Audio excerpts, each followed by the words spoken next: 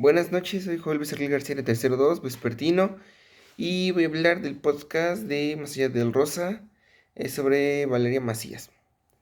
Bueno, esto empieza con una profesora que es acosada por uno de sus alumnos. Ella va a dar su queja, pues, y a las debidas autoridades. Esas debidas autoridades le tardan mucho en hacer su caso, ya que cuando hacen el podcast, ella va a la mitad de su proceso, por cuando termina el método de investigación. Después va, ¿qué fue lo más impactante para mí? Para mí lo más impactante es ver cómo las autoridades tardan mucho el proceso de investigación, ¿no? A lo mejor podría ser más ágil, obviamente, si tienes contactos, recursos, digamos, de todo un poco. ¿Qué nos esperamos para las personas que no tenemos eso, como yo? A lo mejor no tenemos varios recursos, no tenemos conocidos, no tenemos alguien con quien apoyarnos, y pues se nos hace algo complicado prácticamente, para decirlo así.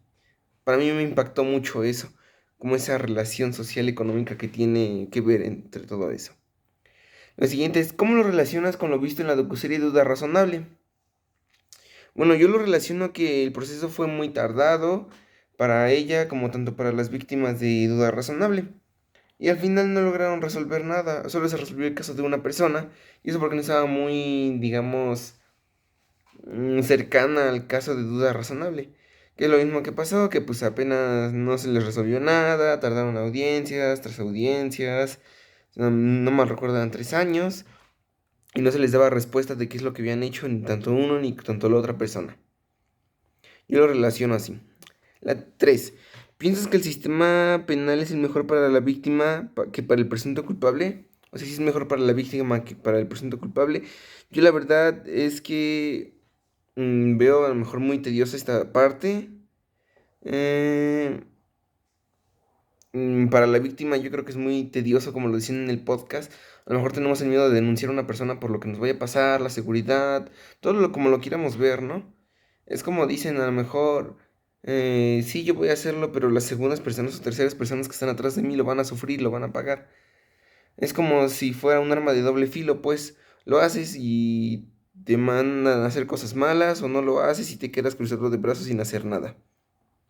O sea, y yo siento que pues el presunto culpable pues prácticamente se puede dar a la fuga en mucho tiempo.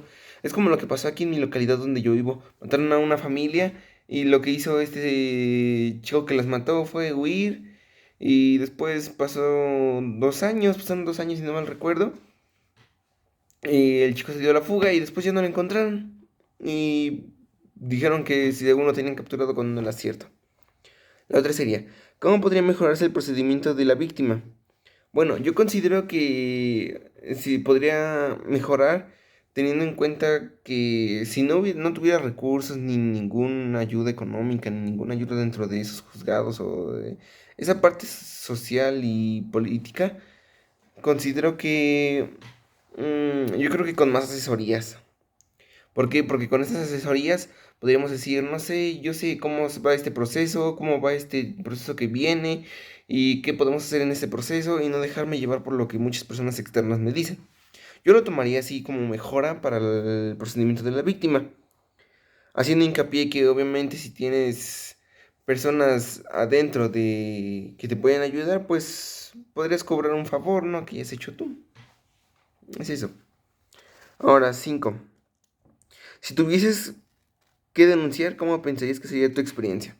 Bueno, yo considero que sería triste y decepcionante a la vez. Porque triste sería por el estado ánimo y mental que tengo, ¿no? A lo mejor no puede llegar a pasar a mí eso. Pero, por ejemplo, puede llegarle a pasar a una mujer. Y es lo que estaba platicando con uno de mis familiares. Porque esta persona sufrió el mismo caso. Entonces, lo que hizo ella fue denunciar, y sí fue, y para ella fue muy decepcionante y triste. Yo considero que el mío sería como decepcionante al ver que no hacen nada al debido tiempo que tiene que llegar. Bueno, así sería, ¿qué harías si te encontraras con el puesto de los personajes de la docuserie? Yo hago hincapié que me imagino que se refiere a la pregunta en el podcast. Primero, yo lo que haría sería desesperarme, soy muy desesperado. La segunda opción sería como tomar algún curso, algo que me pueda ayudar a poder defenderme cuando no tengo a una persona detrás de mí, ¿no? Y la tercera sería seguir con el proceso. Sé que a lo mejor es muy tardado y que duele y la verdad no puedo entender eso porque yo no he pasado eso y la verdad no quisiera que nadie lo pasara, ¿no? Pero la verdad sería como, no puedo comentar algo que sea fijo porque yo no lo he pasado. Es como más 50-50, no puedo opinar, pero a la vez sí.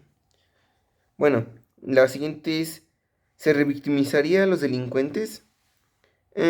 Pues yo creo que solo se protege con el simple hecho de tener una mejor posición económica, ¿no? Que es lo que decía.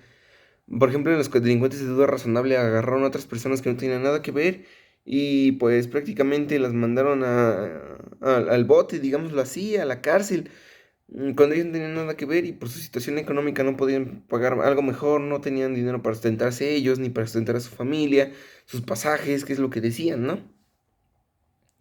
Y prácticamente, bueno, yo digo que sería como una jerarquía de quien tenga mejor posición económica también puede meter como más defensa contra él. En la 8 dice, ¿qué vas a hacer para combatir este tipo de situaciones? Bueno, yo de verdad, bueno, de mi parte sería como, de mi parte social daría como un conocimiento extra de, no sé, a lo mejor como la educación sexual. Sé que es algo que no tiene que ver en el tema, pero es algo parecido.